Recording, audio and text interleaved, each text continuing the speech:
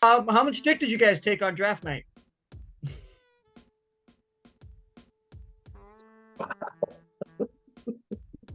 Wow. Just wondering. That's quite the opening. Yeah. Hey, I'm not cursing. It's a real name. That's an opening. It's a real name. It's an opening. Oh my God, these jokes write themselves. Okay. Good afternoon, good morning, good evening, ladies and gentlemen, wherever you are, whatever time it is for you right now. Just know that you are locked in to the point with the king. You guys know what to do. Find me, Apple, Amazon, Spotify.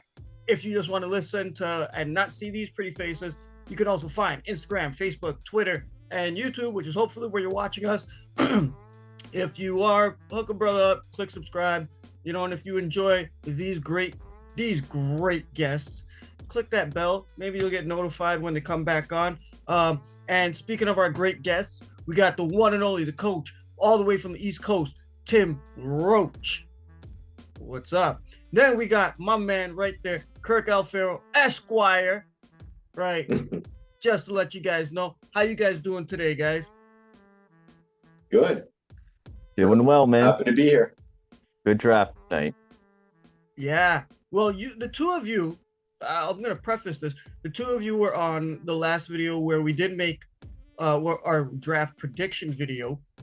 And I would like to say thank you guys for that one, because you did open my eyes, since I'm not familiar with the collegiate level, which I just choose not to pay attention to. But Coach, I will give you your flowers, man.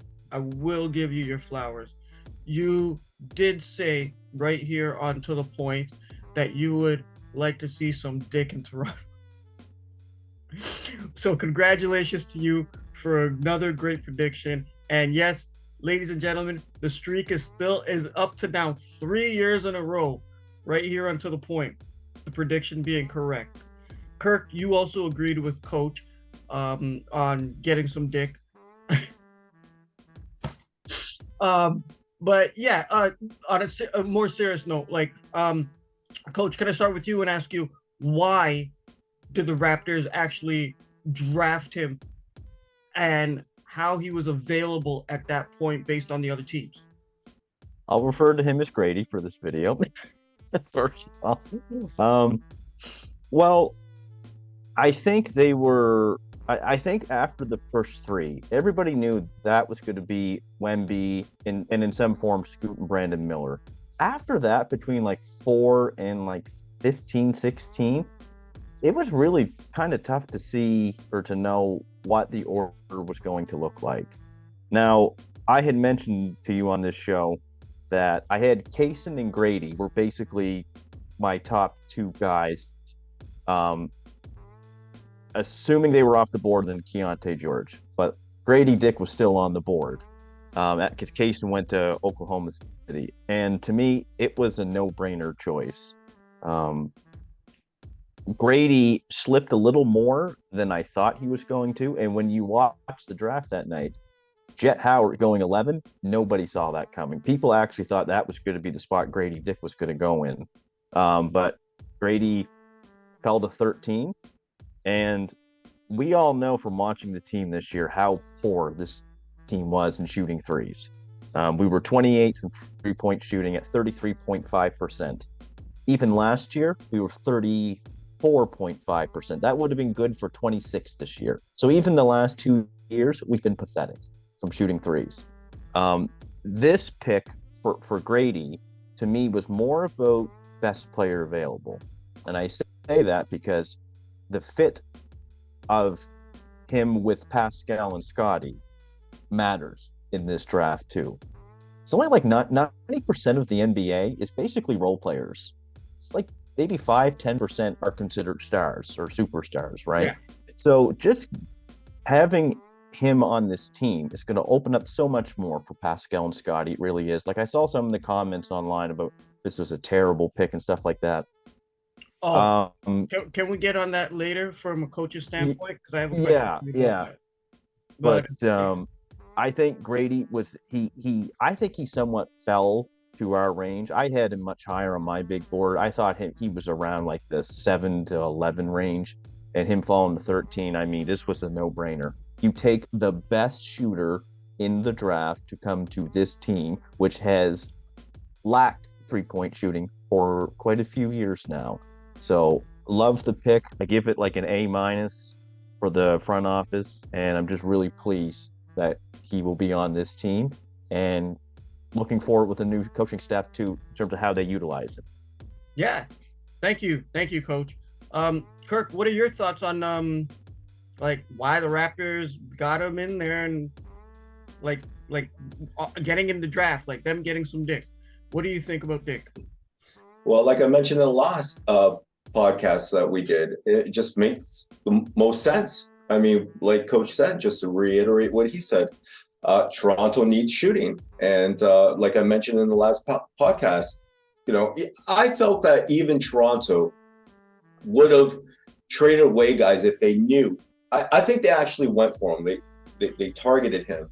And if they knew that some other team lower in the draft they were really interested in trade, I think they would have threw like players at them, because it just, like I said, it just makes the most sense. They need to address their shooting.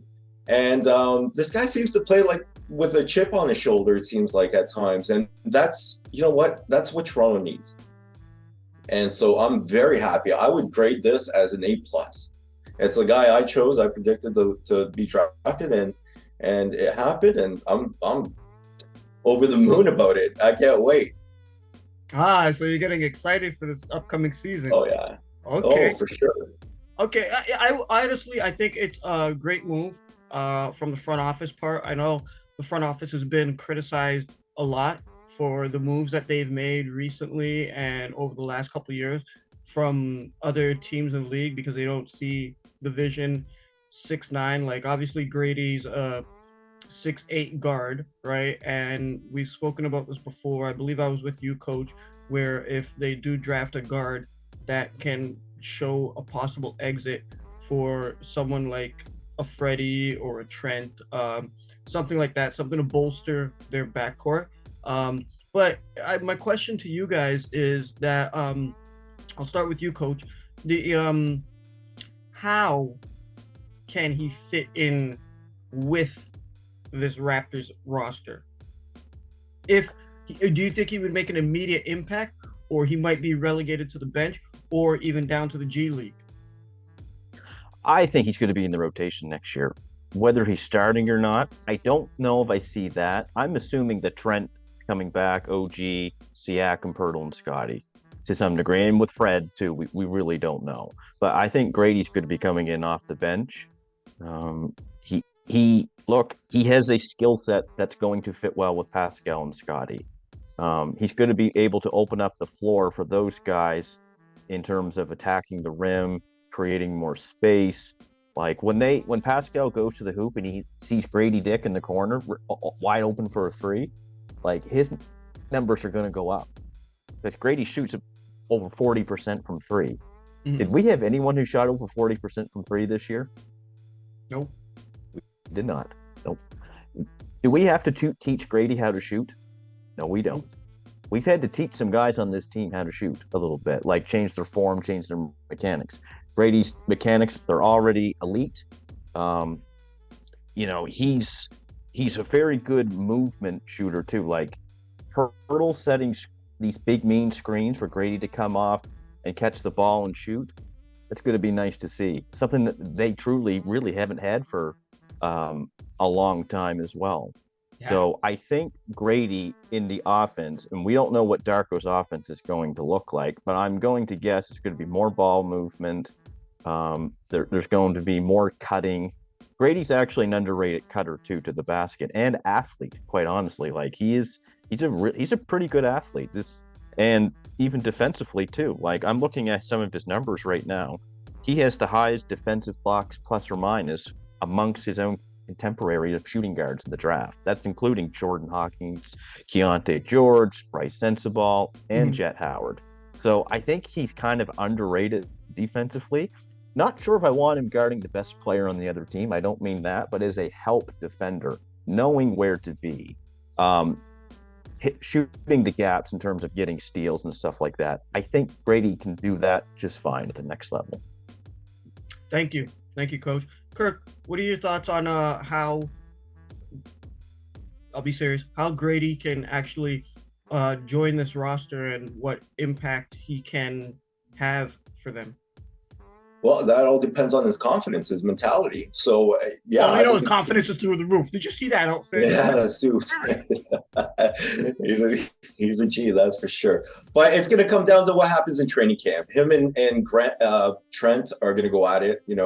I expect Trent to kind of beat him out just because he's the more experienced guy. So I do see him kind of coming off the bench. But I mean, if Trent goes into one of these moments where for a whole set of games he's not shooting well or whatever, and Dick comes in and he starts going from 6 to like 10 plus. I see him taking over. I mean, let's face it, Trent's resigning or taking his player option. I mean, that position is wide. It's available, right? It's available. No one expected him to do that. Everyone expected him to leave. But he even thinks that he probably couldn't get the money that he wanted or, after his performance last year. So I think it's up to Gradey Dick and his mentality and how confident he comes in. If he starts coming in and starts shooting the lights out right from the get-go, he's going to be in the starting position, and he can be an asset. It's a shooter's league. The NBA is a shooter's league now, and he would be an asset on any team. It just depends whether he's coming in confident or he's going to come in, starstruck.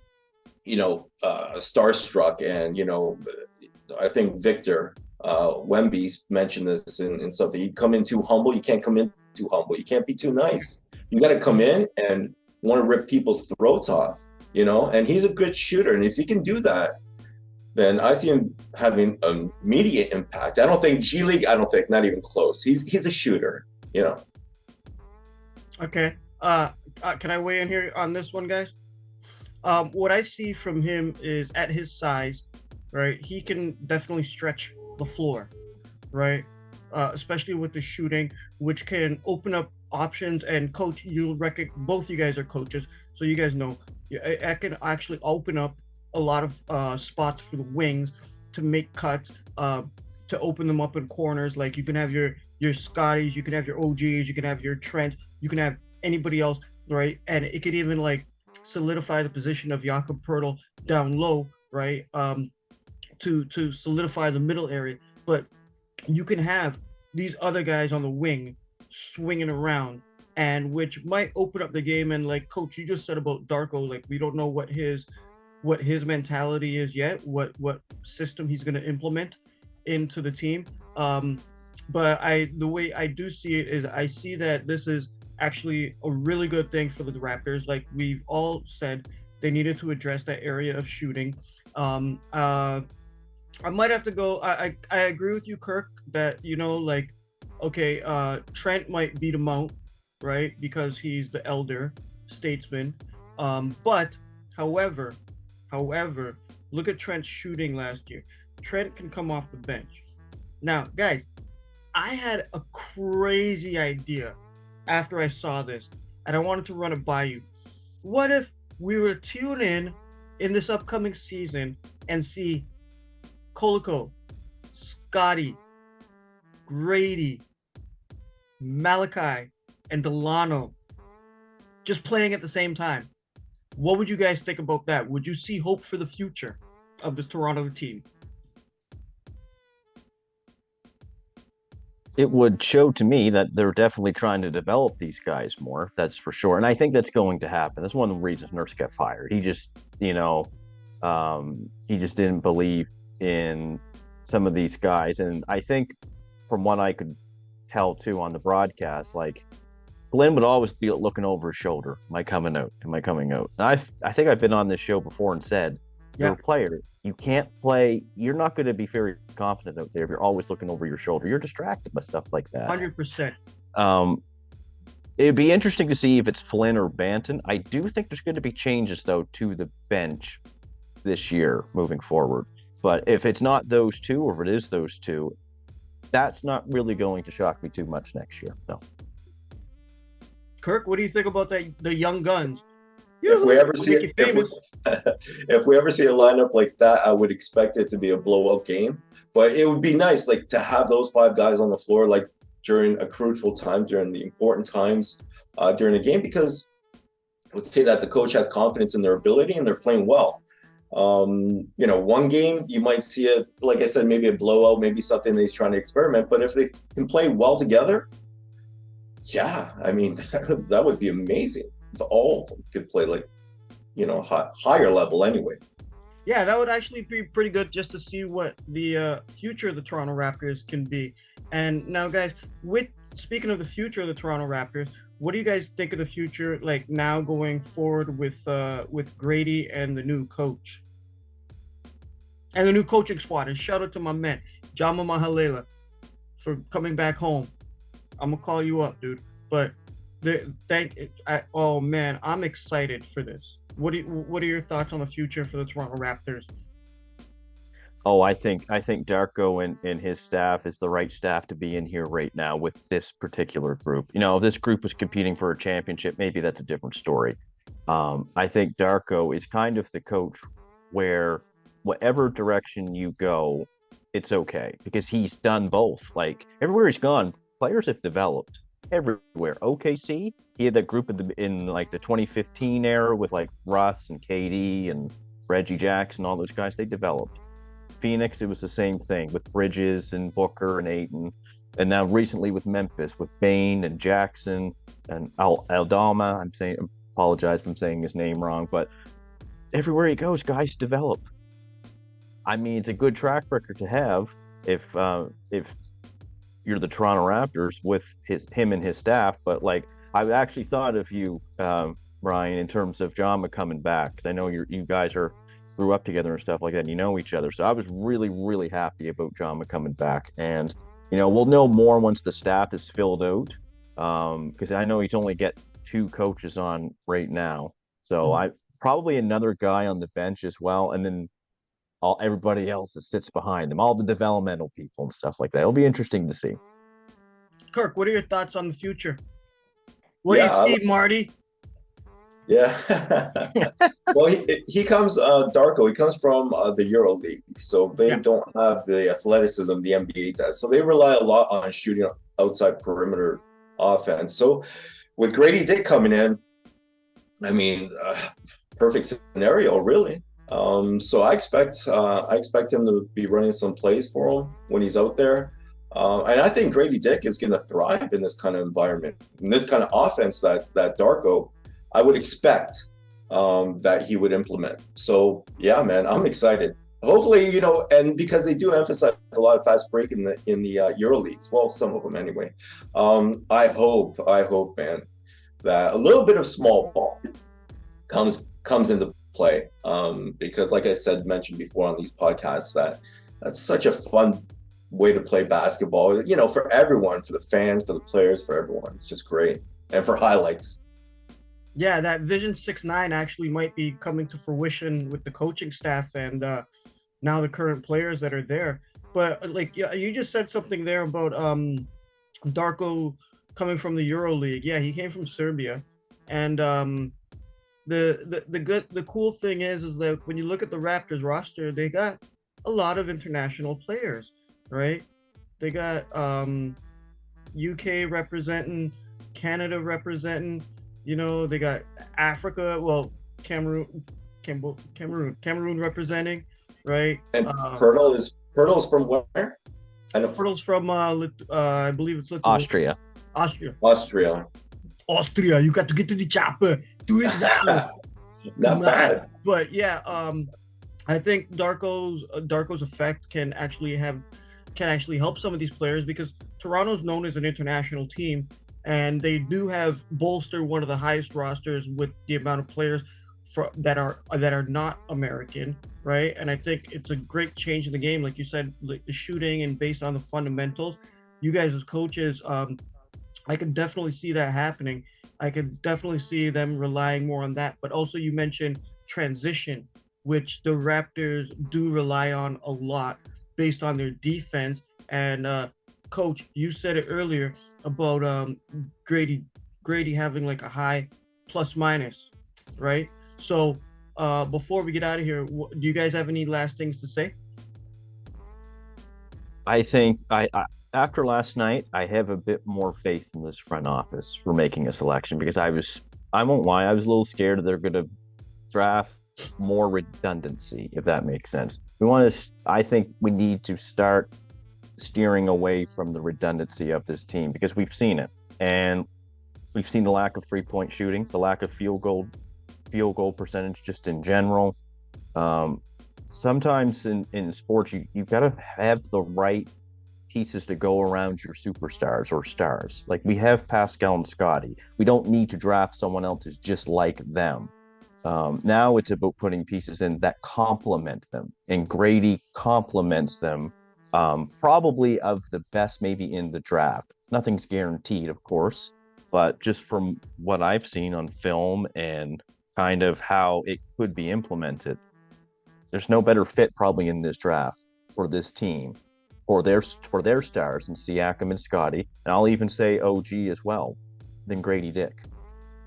Oh, that's why you said the prediction first. But Kirk, you also did say the prediction. So, do you have anything left to say? I'm happy. I'm excited. I'm happy. I cannot wait till the season starts. This is the pick that I was hoping they got. It made the most sense. They got it. So I can't wait, man. Darko, I think is can't say for sure he's going to do well, but I mean, the way I believe they're going and their draft pick that they got, I think it's the right way. So hopefully it happens. Now the big question is, what happens with Fred VanVleet? That's what I'd like to know. That's a topic for another day that we're saving. Right. So, yeah. And there might be ladies and gentlemen, there might be a special guest for that episode. Ooh. Ooh, yeah. We'll save that for another time. Just giving you a tease. But guys, we're running short on time right now. So I appreciate you guys for coming to make your prediction, actually bringing it to fruition. It actually happened, right? And I wanted you guys to come here, just rub it in everybody's face. And I would like to rub it in everybody's face that, 3 years in a row, we nailed it right here onto the point. We've gotten it correct. There's been somebody that's been on here that has gotten it correct this past year. There were 2 people that got it correct. My man, all the way from the East Coast, the coach Tim Roach, he got it correct. My man, Kirk Alfaro, Esquire, he got it correct. And I didn't say anything, but I just can't wait to see your ass adore actually publicly wear dick on his back. Oh, okay. Okay, so on behalf of myself and these 2 lovely gentlemen and you lovely ladies and gentlemen out there that are viewing right now and our fans out there and the people that stop me on the street and say hi, I just want to thank you guys from the bottom of my heart, from the To The Point family, okay? And on that note, good afternoon, good evening, good night, and peace. Peace.